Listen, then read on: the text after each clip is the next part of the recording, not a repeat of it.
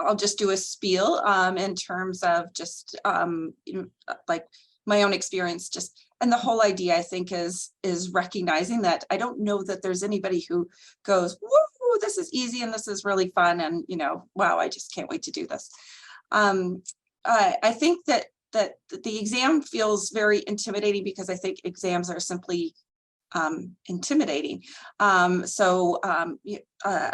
We've often written a lot of exams, but usually when we're licensed, we're like, great, that's over. I don't have to write an exam again. I can, I can relax. And then suddenly, oh my gosh, I'm writing an exam again. And it's a multiple choice question. And I have to do it in this exam center. And if you're as old as me, you're not used to doing exams in exam centers. So I think a couple of pieces to bear in mind. I think with the exam centers, it's always really helpful, I think, to look, just check out everything that's on their website and what you're allowed to do and things like that. I know for me, I was allowed to bring in earplugs. I was allowed to have, having my water, having different things. So for me, I'm an over preparer. I want to know what I'm going to be able to do. So I did find that really useful, that I knew that I could, have the earplugs block everything out. So it was really helpful for me to know, what I was walking into in terms of the environment. And I think the piece about studying is do what works for you. I think I can't, say that enough. I know a lot of people have always told me, Jackie, you would do better if you started studying earlier. Jackie, you do better if you did study bit by bit by bit by bit. And that is just not who I am. I do massed study for everything, and that does relate to my procrastination. So for me, just setting aside a period of time was really helpful. So I can't remember how much time I set aside, but I'm going to say probably at least 3 or 4 days where I actually just took them off work. And, I know that's not doable for everybody, and I had the luxury of being able to do that. And my kids were young at the time, but at the same time, I also was able to have enough support with childcare that I could say, I need them away. I need, my space. It's just my space. And so my strategy was to go through the book. And there's tends to be so much, well, we could be looking at this and we could be looking at this and we could be looking at this. The book is, it really is that is what we're being tested on. The book and that one additional article on validation, which is on the website. But so what I did is I made sure I had time to just read through the book. My strategy is read through the book and see all those. So that was essentially all the things that I was like, oh, I do not automatically know this. I need to come back to this. So I did that so that I could flag I was going to come back to. And then later, and that allowed me to read the book from start to finish, which is something I had just, to be honest, I'd actually always really wanted to do and I'd never done until I had to study for the exam. And then I could go back and I could go to everything that I'd flagged and I could say, okay, and I could write the notes of what I didn't know. I think one of the study strategies that I learned in graduate school is that piece around, it's very easy for when we study to keep going back to the things we know, because it makes us feel like, that self-efficacy builds of like, I know this, but then we spend all that time on what we already know instead of on the new material. So I really was very conscious about what do I not know that I need to come back to? And then I could essentially go back to those pieces. But the piece I would really say is do what works for you. At this stage, your strategy. So I would figure out how can I make best use of my strategy and carve that out into my life. Thanks, Jack. We do have a question in the chat, if I could just interject now. I know the focus of the knowledge exam is the 1993 manual and the validation article or the chapter. I saw in the handbook that it also said as subsequent exams are developed, they'll include questions from the new skills training manual, the second edition, what is it, 2014 or 15? And how much should we be focusing on the second edition versus the first edition is the question. And I am actually happy to chime in a little bit, because just to reiterate what Jackie just said, I have the luxury of also conducting skills groups a lot. So I feel somewhat familiar with the group skills training manual, where I might not if I weren't conducting groups often. What I will say is I would go with the red book before I did anything else. I'm not saying that there aren't group questions on there, but what I found to be helpful was studying that. I call it the red book, or the Bible, as we affectionately refer to it in DBT. The red book, the red book, the red book, the article on validation. And to me, if you have access to the newer manual, I would certainly review that just for clarity's sake. I personally, if memory serves, it's been a number of years, but not that many. I remember feeling confident about my knowledge about group facilitation just based on the 93 book. So if you are time crunched, I would do the red book, I would do the article, and then I would pick the current manual, although I don't think you're going to go wrong with the much thinner version of the group skills manual. I am not certain at this point how much they've pulled from the 2014 manual to substitute over the older one when they're talking about group work. I know the handbook that you're referring to in your question was updated in this year, April of this year. So I don't know how much, if they've changed anything since April of 2023 question wise, but I still would go in that order when I was studying for the exam. Does that answer? I don't want to use names if I shouldn't. The question. Yes. Okay, great. I'm going to make Jessica a host who is joining us as the herder of all DBT-LBC cats. Welcome, Jessica. Who usually Hi, sorry for being late. Thank you for getting started without me. If people have individual questions, you can DM me and I will make sure that they get read. Not that you can't DM Jackie or Amy, but they might be focusing on answering things and miss them, or not to get to them quite as well. Have you done the pre-submitted stuff at all? Just catching up. Nope. Okay. All right. Well, if there are any questions in y'all's DM that you want to go ahead and answer, or is there, you want me to take over? You can take over, please. Okay, awesome. Well, thank you guys all for being here. I'm sure you guys did the introductions. Have you talked a little bit? You were just talking a little bit about how to study. Did you want to say more about study strategies, or do you feel like you've covered that? Jackie covered hers, I believe. Yeah, I mean, given that this is the one of the ones focusing on the exam, one of the questions that LBC answered, as I'm just catching up and orienting, I didn't want to repeat what you guys are doing. What we get asked a lot is like, is there a study guide? How can I study? Everybody is understandably like wanting to do well, and they want to learn the material well and prepare well. The tests, the items were normed at the creation of the exam. We haven't updated them, but we also aren't able to disclose any specific items or topics other than it's a multiple choice test, and the topic areas are covered on the website. I'll put those in the chat. And there's not a study guide. There's not like here's a study guide, make sure you know this. I personally, like, this is not LBC official. I feel like the study guide is the book. I mean, but what it does say in the LBC official statement is that the manuals and the validation article are what is the exam covers. So while Amy and Jackie say a little bit here, I'll put some of that stuff that I just referenced in the chat. But we have the original manuals are covered, and I agree with what Amy was just saying, that starting off there makes sense, along with the skills and the updated manuals as well, and the validation article. So I will put some of that, but I think we get asked a lot. So if there's not a study guide, how in the world do you study? It feels overwhelming. People don't want to do something that they're not going to do well on.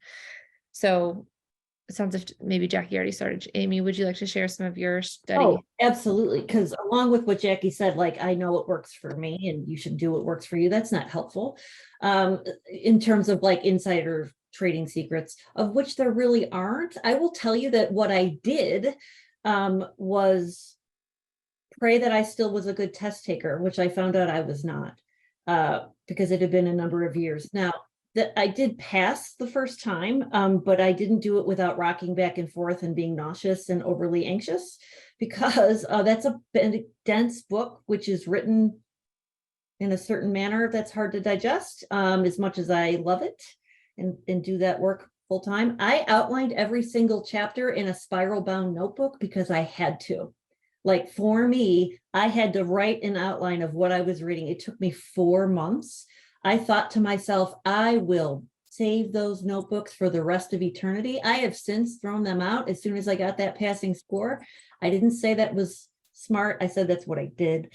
The red book, like, honestly, it's digesting that stuff and knowing that there were 110 questions, that 10 would be tossed. And that most of the things on the exam, for those of you've gotten this far, you're professionally accomplished, you understand how tests are going to be presented. I sort of, in my opinion, this is not DBT-LBC, I found out of, if there were 5 answers, 2 or 3 I could rule out pretty quickly. Like, if you know enough through the book, 2 or 3 you could be like, nah, and then you sort of have to get a little deeper to decide between the 2 that were left, let's say, so to speak. I know I want to make a plug for Erica Tan and her concept on accountability buddies. Accountability buddies, is that how she says it? It's charming. That she found it helpful to have somebody she was accountable to, right? That, like, if I sit here and study by myself, I'm never going to get it done. I need to have a check-in point every week where I know I'm going to have to report on this chapter to this person. I will say, for me, that would not be helpful. I need to study by myself. I can't even have a radio on. Like, another person is going to distract me, and I'm going to start talking about a trash reality show or something that's going to, like, totally distract me. I'm going to stop, because it doesn't really matter what I did if it's not helping you figure out what you need. So are there any sort of thoughts on what you're already doing, or something that sparked a question for you? If not, we have submitted questions, but I never want to ignore folks that are in front of us. On the topic of accountability buddies, I'm going to put in the chat a form that you can sign up if you don't know anybody in the certification process, but you would like an accountability buddy. This is not like moderated by LBC that you're going to get secret exclusive tips. It's more of like a, hey, you guys are all here and along in the journey, and not everybody knows anyone and might want that support. So we are working on coming up with like mentors who have been certified, but that is not what this is. This is just connecting whoever else in this meeting today says, hey, I'd like to connect with somebody who's also, working on this as well. So I'm going to put that in the chat. Now, feel free to respond with any questions that you might have. Did you guys mention, like, I've heard this is not LBC sponsored at all. Sherry Manning's Back to the I've Book. heard really good things about the Back to the Book by Sherry Manning. Have you guys mentioned that yet? You just did. So there you go. Okay. Have you guys heard of like TIC is her group, Treatment Something Collaborative? I'm doing a poor job at marketing for her. But Sherry Manning, who's actually one of my original 10-day trainers, so I have a special place in my heart, has a series that she teaches on called Back to the Book, where every chapter is reviewed. And a number of my colleagues actually on my team went to that experience, took notes, and passed their exams afterwards and said it was invaluable. Had that been around, I would have done that as well. So, I mean, I will take any boot camp I need to get through testing experiences like this. And so, again, she's not DBT-LBC sponsored, but certainly no one would argue it's a fabulous resource. So everything that you need to know is in Marsha's book, but everybody studies their own way, and if having that kind of review is helpful for you, please, that is an option, but it's not like an advantage. Everything that you need is in the book. It's more of like a facilitating of that. So I'm just saying you don't have to pay for something in order to study. Fair point. Just thought I'd throw that out there. Okay, so I'm going to go through our pre-submitted questions, but if you do have a question that is not like that I'm not covering, please just direct message us. I lost my pre-submitted questions. Where did they go? Okay, I do know one of them is about, are there any specific trainings that we need or any specific training organizations that we need in order to be eligible to apply? Like the person threw out several, we get mostly asked if it has to be BTEC. So can someone answer whether there's particularly endorsed or what are the qualifications for the training? You want to go, Jay? Well, so DBT-LBC is essentially separate from those trainings. So there are no particular trainings that are endorsed. Certainly, we know that BTEC trainings, came under some of, the development that Marcia did, but you do not need to have done those trainings. You do not need to have done an intensive training with them. And, sure, you can get some, like very valuable pieces from those pieces, but you can go completely other directions to get that training. So I think it's really important, again, around that, figuring out what fits for you, your budget, your time, your learning style. So yeah, there's like the only thing that is the must is the book again. Sorry, I should have the cover on the book so you know what book it is, but is the black and red book again. Does that answer the question? Mm-hmm. Yeah, 40 CEUs are the requirement, and you have to be able to attest that you were there with like certificate or something like that. If it was like training with a mentor, if they could maybe write a letter on your behalf, there has to be some sort of attestation that you were there. But 40 CEUs is what's required, but it doesn't matter in what Form. In what way that you got that training. Okay, other questions that we got are about consultation team. None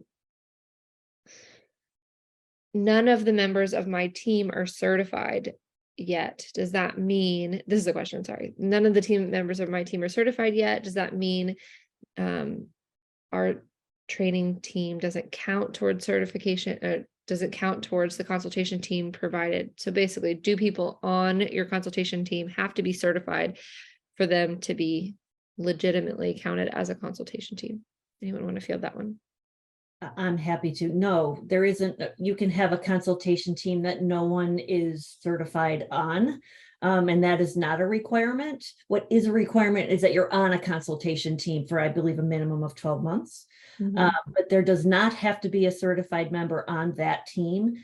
There does have to be a certified member around if you are applying for program certification. And again, I know that's not our topic, but for individual certification, no, you just need to be on a consultation team, and that consultation team lead will usually, someone on your team at least, is required to write a letter that you were there and that you get involved in DBT, but it's not required at all to have a certified member.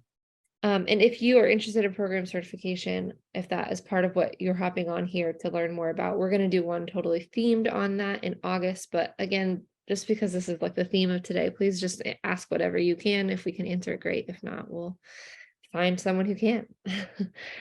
Kim Vey is here and wanted to hop in and clarify one thing we were saying about the didactics. Kim, are you able to unmute now? Kim Vey is the LBC president. Okay, sorry, I'm Matt. Can you hear me? Mm-hmm. Yeah, I can. Okay, I'm trying to multitask and like it's not working very well. I just wanted to clarify with the related experience that it does not need to be CE. It does not need, the 40 hours do not need to be CEs. They can be, you can provide them through training experience, coursework, seminars. I'm reading it off the application, workshops, online learning, in-service trainings, or any other structured learning experiences. So if you have, like in my practice, I run a didactics every week for an hour. And so somebody could go to 40 hours of that. And so the CE requirement is not required. Yeah. I just wanted to clarify that. That's a Great. I'm sorry if I missed that. And it's when you get to the application phase, there's what is sort of accepted is on there, the related experience section. So Great. that's one of the biggest misconceptions is those 40 CEs, and like Jackie said about it does not need to be like an intensive or anybody specific. We're not associated with any training organization.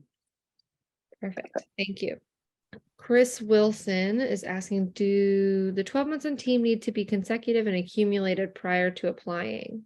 My read of it is yes. Although I don't know about consecutive, Kim, maybe you can address that. I know So the consultation team, there has to be 12 months. It does not have to be consecutive place. Like if I work somewhere for 6 months and I go somewhere else, but the cases, the DBT, the clinical cases that you write up the dates have to line up. So if you switch teams, you have to note the other team also. So if you're on more than one team, you just have to note it because the dates of the cases have to line up, if that makes sense.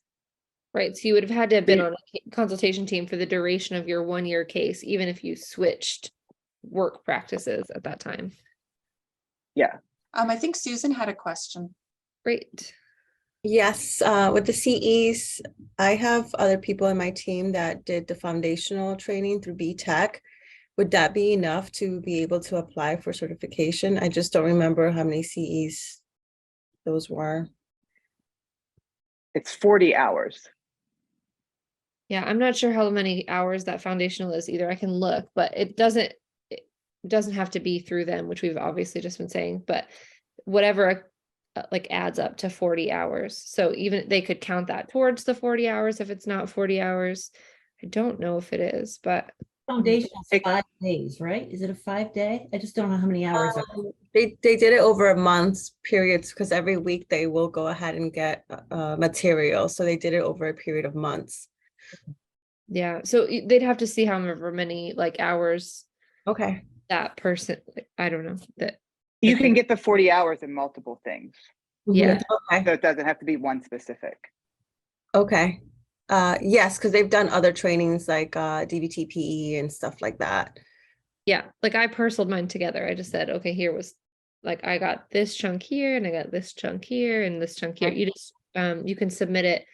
It just says add more training, and then you just add more training and fill out that out. Add more training, fill that out. Okay. But it can be through like a training at like I did mine with Didactics, like Kim was doing, and so. I also had another follow-up question. I don't know if that's okay. Yeah.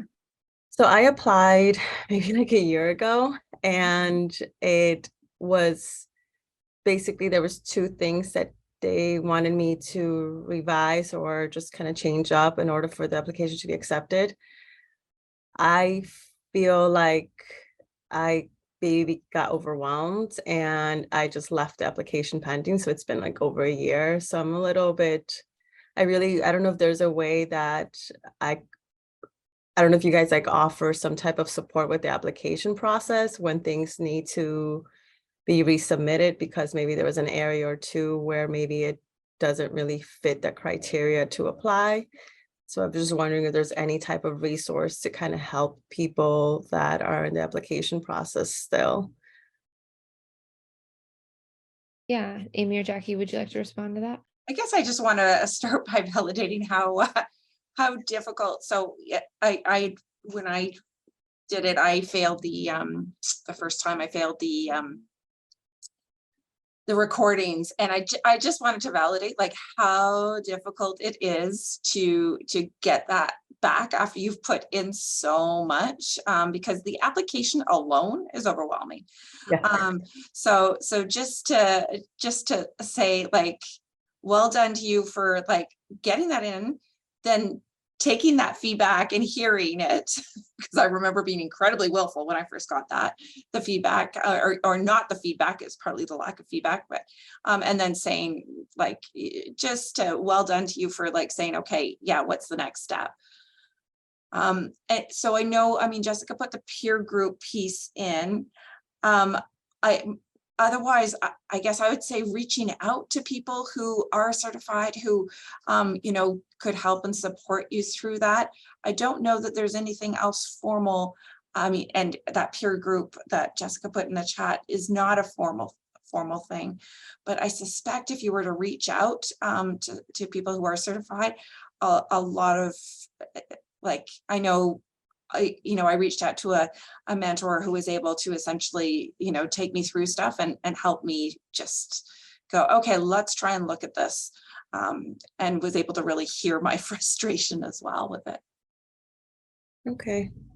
And for what it's worth, if it's been less than 2 years, I think you don't have to redo anything. It would just be the tweaking. And I hear that your question was about the tweaking part. Yeah, I still get nauseous thinking about it, and we can act confident and represent how to get through the exam. But again, I can't say it better than Jackie. Your willingness to even say this here is impressive. And we all are like, oh God, just ask us, we'll help, like we're happy to help. But formally at this point, there isn't a resource. Informally, I think there's a lot of people that would be willing to sort of just help you walk through it. I think, Jess, did you use a supervisor at one point? I'm trying to remember. Yeah, I was going to say, I got the same feedback on my application. Trying to walk a balance between facilitating. You guys are the panelists and I don't want to jump in, but I had this exact experience. And so I really relate. I don't know which part of the application that you got feedback on. And I'm not saying that you need to share things that you aren't wanting to share. I'm not trying to pressure you at all.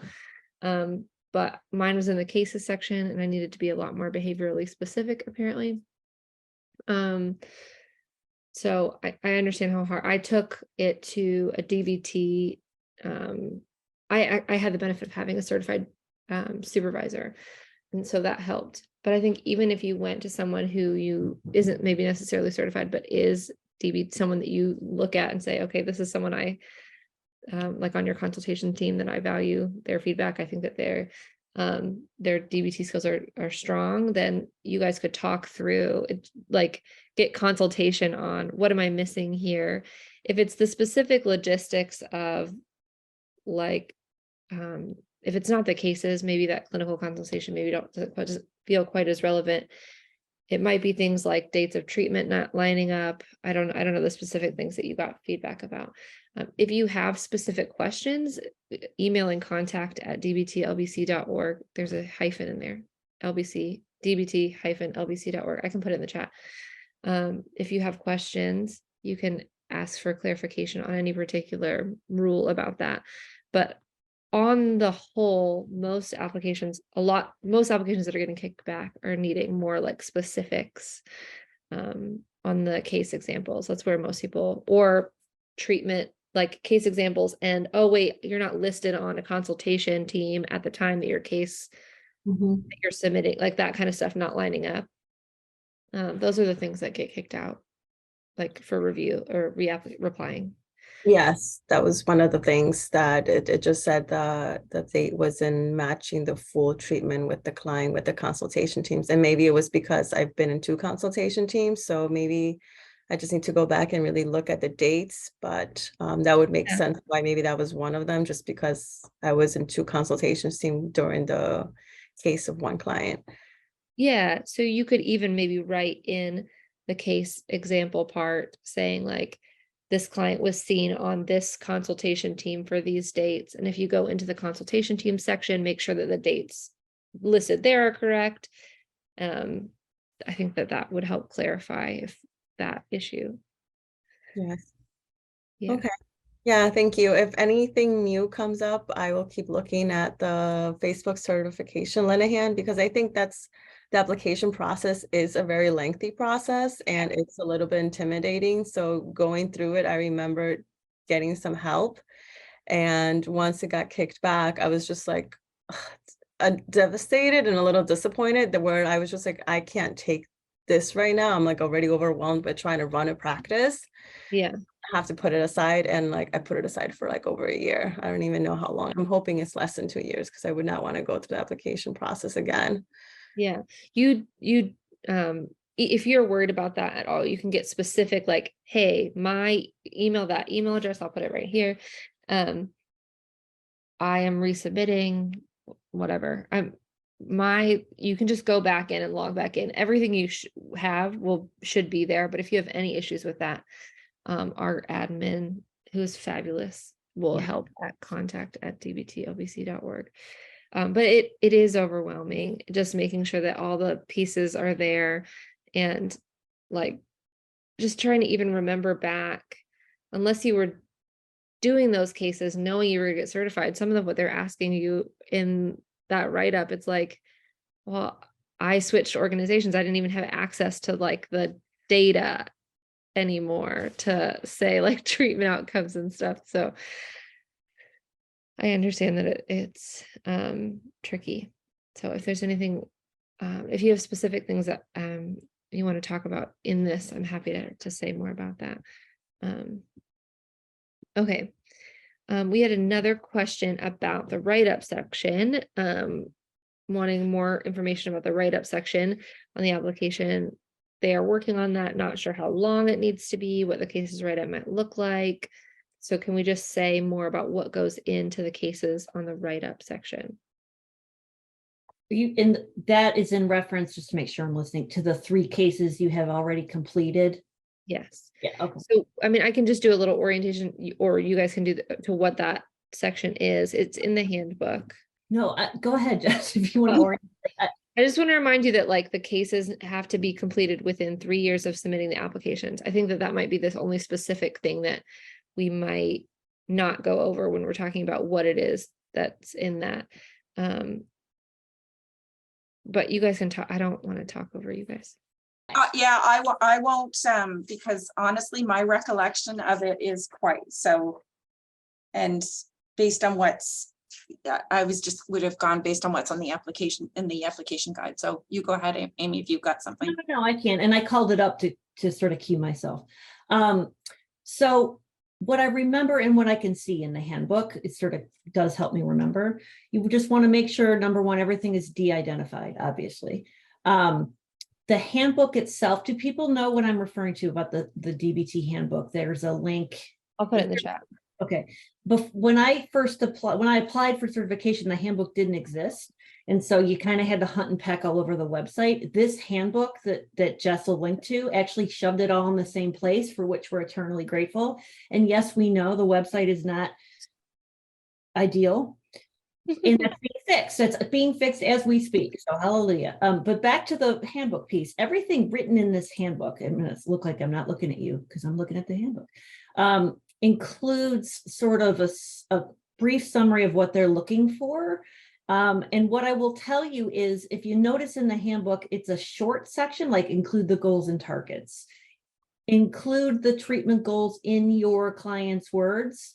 Life worth living, life worth living, life worth living is really important.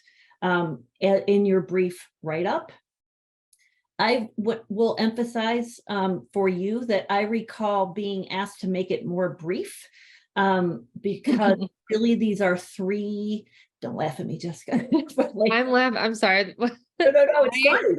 How do you be brief? No, I get it. I struggle with the same thing. They mean brief, but with enough details. Kind of like, what does that mean? Okay, listen.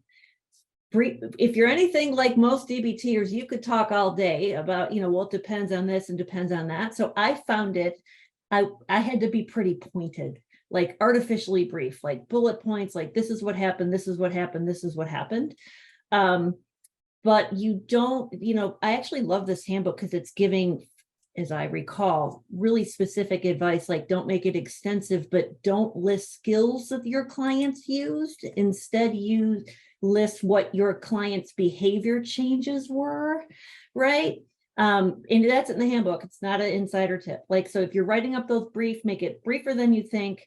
And when you're writing up what happened or what changed, even if you're thinking, yeah, they used opposite action often, and we were able to reduce this sort of target 2 self-loathing that got in the way, instead of saying opposite action, my client used opposite action, say client reduced sense of self-loathing. Like they're not looking for skills, they're looking for behavioral responses and changes from your client. But I would encourage you to be as behaviorally specific as possible, with here's what I was targeting, here's the life worth living goal that mapped onto, here's the specific behavior that we saw improve. Yeah. I know that I found the difficulty being like, well, that I'm not actually seeing that client. I'm trying to remember. So just be as specific as you can. I have a panel presentation that we did a while back that I will try to link. I'm just looking at that goes in depth where we explain we walk through every part of the application and just talk about where people get stuck. So I'm looking at how to do that. So I'll work on that while you guys are talking. Yes. Is it posted on YouTube or is it somewhere else? It's not on our YouTube, it's still on our Vimeo, but I can, my solution might just be to get Kevin to get it on our YouTube, which really I would prefer. But in the meantime, I might just need to send out a password protected link, which is fine too. Okay. One other question someone asked in beforehand was whether you and your co-leader for a group need to be in the same consultation team. So can you guys speak to that? I'm not aware of any requirement that of needing to be in the same consult team. Yeah, so yeah, I don't think that is a relevant piece to it. Sorry, I don't have a more. No. Yeah, just trying to. Yeah, if you're going for program certification, that's different because you would have to be in the same program. Not that your clients, but just because it's all one program, like you would be on the same consultation team. Though there are programs who sometimes have two consultation teams to manage larger teams, so it still wouldn't necessarily be required. Yeah. Okay, cool. Are there other questions that people have? Please write them in. Another question that we get asked a lot since we talked about. I'm trying to think of examples, specific questions. One other thing we get asked a lot is about mindfulness. Yeah, that comes up a lot. Specific one. You guys want to talk about the mindfulness application requirement? Sure. So I remember, and I know that sort of they break down the mindfulness requirement on the application by saying you need to have done sort of either, if I can do this, you either need to attend a 4-day mindfulness retreat, which when I read it, my head flipped because I'm like, I have little kids when I did this. I couldn't lay it, but there's a lot more to it. Other options, right? A regular routine formal practice of mindfulness counts. And so that's what I chose to do. You can also get a formal letter from somebody that you study with, like in yoga or some other sort of Buddhist practice. So there's that's part one. So for me in part one, I did have a regular mindfulness practice. That did not mean I went to a study center or a yoga center every week. Not at all. I did at times, of course, do yoga. But for me, it was more a routine practice with my kids, which I documented extensively because I was like, this has to count.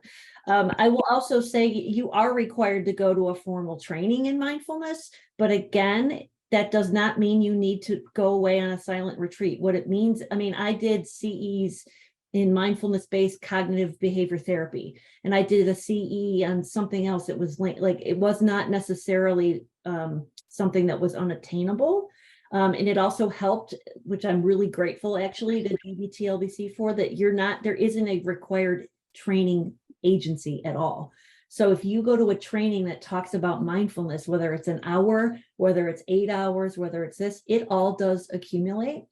And so I kind of actually ended up enjoying it more than I thought because I did a smattering of mindfulness trainings and documented extensively some practice I did at a yoga center, but that's not my MO. And a lot of it was what I did personally, and I did not get kickback at all. Like I felt like it was satisfactory, and I didn't get, I wanted to get sort of anxious about that being kicked out, but I didn't have to. So Jackie, I don't know if you did it differently. My experience was so similar. I remember when that came up, I started getting myself on all these wait lists for with the 5-day mindfulness trainings that you only sometimes got called up for. And so, I thought, oh my goodness, I have to go to this 5-day mindfulness retreat and it's going to, silent, and it's going to cost me all this money. I remember getting quite anxious about that. So very similar experience to Amy in terms of expecting it to be more than it needed to be. I think the pieces to think about is remember that it's that formal training plus showing that you're doing that ongoing work. And so what I did, and I had some formal training in MBCT and had done, various, workshops and things like that and different kinds of mindfulness-based approaches. But I'd encourage you to think about what I needed to think about is actually what do I need to learn? Because I feel like I've got the behavioral pieces of mindfulness. That may sound, one of the things I love about DBT is that it's so much, this is how to do, this is what you do, this is how to do it. But what I needed to do is do something that involved a bit more of the meditation and the trying to essentially calm my mind. So I did find something in my community that I could go to on a regular basis where I had to actually practice mindfulness over, like it was a yoga class where it was an hour of yoga and then an hour of meditation. And so for me to do an hour of meditation was like, wow, that was huge for me, but it's what I knew I needed to do more to expand my personal practice. So I would encourage you to sort of, as much as you can, think about what would I benefit from, because I did feel like I could do the daily mindfulness stuff. I felt like I internalized that and that was part of my routine practice. The piece that was harder for me, I really wanted to try and take advantage of it. If I'm going to learn something new, I wanted it to be really, not learn something, but if I'm going to do this for certification, I also want it to be really personally meaningful.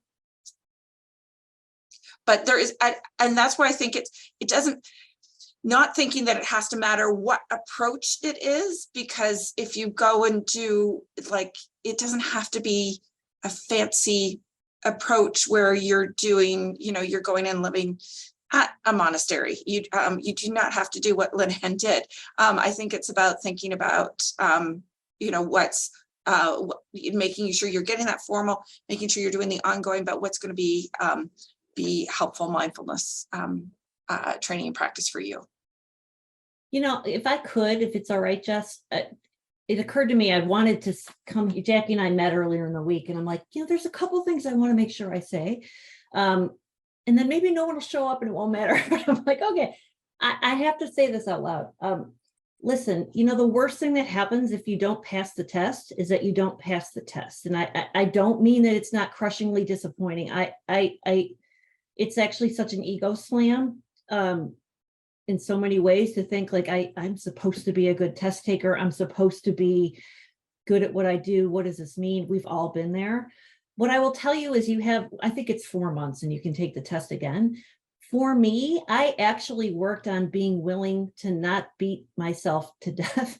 If I didn't pass this test, I had not taken a formal test in a Pearson testing center ever. Like I'm of an advanced, not advanced, but when I took my licensing exam, I showed up in what felt like a garage for the state of Ohio. I'm like, I don't know. But so I'm at this Pearson Center. They take your phone and take your fingerprints. And I'm like, I'm feeling like I'm going to jail. Like, I don't know what's happening. It's not helpful to me. I'm not even an anxious type, but I was blown away. So I really want to say to you guys, if you fail the first time, make room for being okay with it. Easy to say, hard to do, but we ask our clients to do that all the time anyway. And if you're at this point, you've already worked with DBT for a while. You're not new to it. So I do sort of try to make myself like, I remember I took the whole day off. There's no way I'm working after that, even if I passed. I had plans for when I went home to eat my favorite food, regardless of if I passed. I remember actually I scheduled it on a Thursday. So if I had to take off Friday, I could, like all these things, because I wanted to practice not being mean to myself. So I don't want that to sound trite in any sense of the word. But again, okay, if you don't pass, you're statistically probably much more apt to pass it the second time anyway. Good for you. And you just take it again. And again, I know it's not cheap. You have to pay the Pearson fee again. Again, though, like, it is worth it. The experience of going through all the certification pieces is still something to this day I feel is one of the most valuable things I've ever done. So not to sound preachy, but if you fail, okay. Thank you for sharing, Amy. In light of having a few minutes left and no remaining questions to my knowledge, I thought we could take a minute to do a little very DBT practice of just taking a minute and saying, from all of what we talked about, if there was an action step that you felt like you could take from what you kind of heard today, and if you're really feeling stuck and unable to come up with the next step, to me that is telling that maybe that gives us space to answer and help get you a little bit unstuck in the last little bit. So if we could take just a really quick minute and just think about one very baby action step that you might feel ready to take to help move along. I'll just give you a second where I'm not talking to think.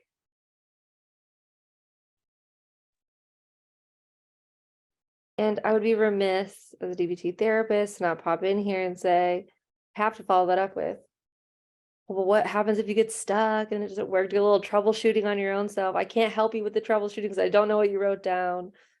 But what is a commitment without troubleshooting a little bit? So maybe you can take a second to think through that. If you get stuck at all, please just send us a message here. I'd love to help.